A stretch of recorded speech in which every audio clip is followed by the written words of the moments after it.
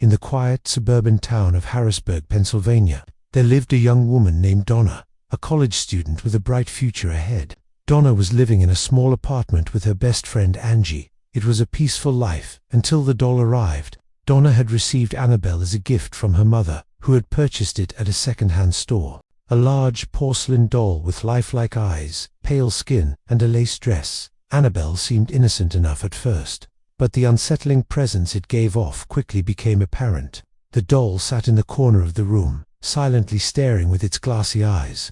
Donna and Angie had no reason to think much of it. At first, it was just a doll, after all. But things soon began to change. At night, they would hear strange noises coming from the room where Annabelle was kept. The sound of small, delicate footsteps echoed in the silence, like someone was walking across the room. When Donna and Angie investigated, the doll would always be in the same position, sitting calmly with its blank stare, yet the sense of unease only grew stronger.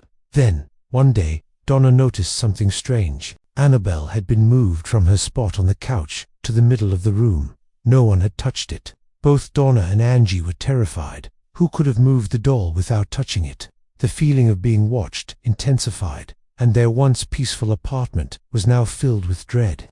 It wasn't long before the doll's sinister presence grew stronger. Donna would return home to find notes left around the apartment, written in a childish hand. The notes read, "Help me, miss me, and I am here." The handwriting was strange, almost like it was written by a child, but neither Donna nor Angie could make sense of it. They hadn't seen anyone enter the apartment, and there was no logical explanation for how the messages appeared. As the days went by, Donna began to notice other odd occurrences. The temperature in their apartment would suddenly drop, and the air would grow thick with a sense of malice. At night, they would wake to the sound of whispers, low, guttural whispers that seemed to come from nowhere. It was as if someone, or something, was communicating in the dark. Frightened and desperate, Donna and Angie reached out to a medium, hoping to understand what was happening.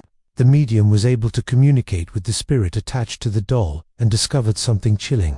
The doll was not just an innocent toy, but a vessel for a malevolent entity. The spirit that haunted Annabelle was not just any spirit, it was something darker, something far more dangerous.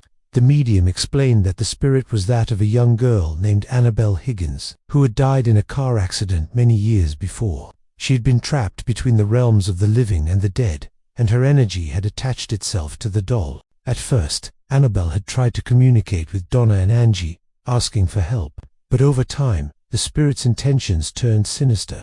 The more they tried to ignore her, the more violent and malevolent she became.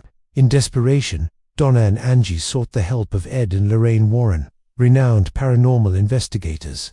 The Warrens immediately recognized the danger posed by the doll. Ed Warren, a demonologist, knew that the spirit attached to Annabelle was not just a harmless ghost. It was something far more powerful, an entity that had found a way to attach itself to the doll, using it as a conduit to manifest in the physical world. The Warrens performed an exorcism on the apartment, and Annabelle was taken into their possession. They locked the doll in a glass case, designed to contain the evil spirit within. The case was engraved with warnings, reading, "Warning, positively, do not open." The doll was then placed in the Warrens' Occult Museum, where it remains to this day. But the story of Annabelle did not end there.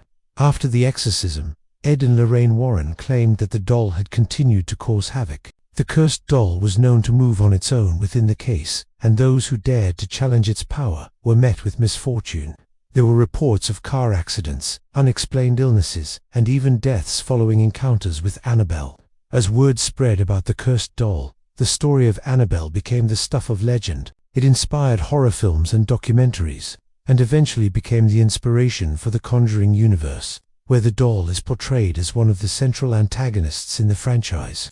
To this day, Annabelle remains one of the most infamous paranormal cases in history. Whether you believe in ghosts or not, there is something undeniably terrifying about a doll that seems to have a mind of its own, capable of causing unspeakable horrors.